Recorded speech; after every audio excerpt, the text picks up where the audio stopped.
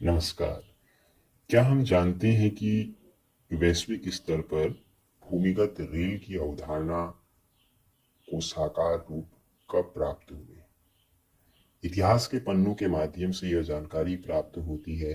10 जनवरी 1830 London की पेंगिंगटन और फेरिंगटन street के बीच में सबसे पहली भूमिगत रेलवे लाइन का उद्घाटन किया गया था और इस रेलवे लाइन के उद्घाटन के पहले ही दिन लगभग 10,000 यात्रियों ने अपनी यात्रा को पूर्ण किया।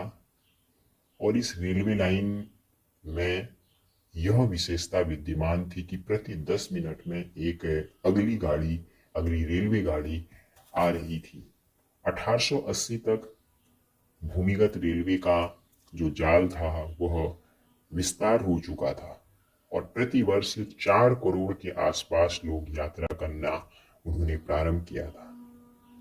भूमिगत यात्रा का रेलवे के क्षेत्र में जो बढ़ाव था, इसमें हम परिकल्पनात्मक स्थिति के आधार पर यह मान सकते हैं कि लोगों के मन में डर और संशय का भाव भी रहा होगा कि यात्रा को पूर्ण करने के दौरान किस प्रकार की चुनौतियां आएंगी, क्योंकि जब नवीनता के क्षेत्र में हम कदम रखते हैं तो उसमें अनेक तरीके के डर और संशय का भाव भी विद्यमान होता है।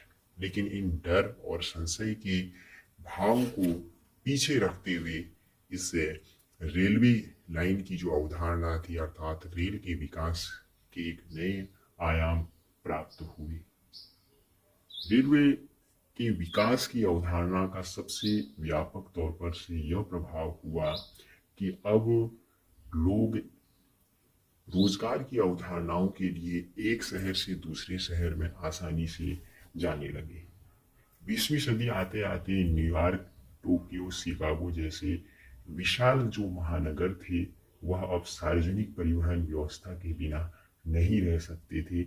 इसका परिणाम यह हुआ कि शहर की आबादी अब बिखरने लगी।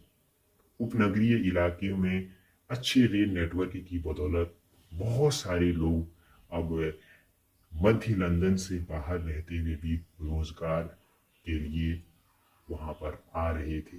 इन तमाम सुविधाओं के परिणाम स्वरूप समाज में ऊंच नीच को कमजोर किया और विभेद की अवधारणा जो थी समाप्त हुई। धन्यवाद।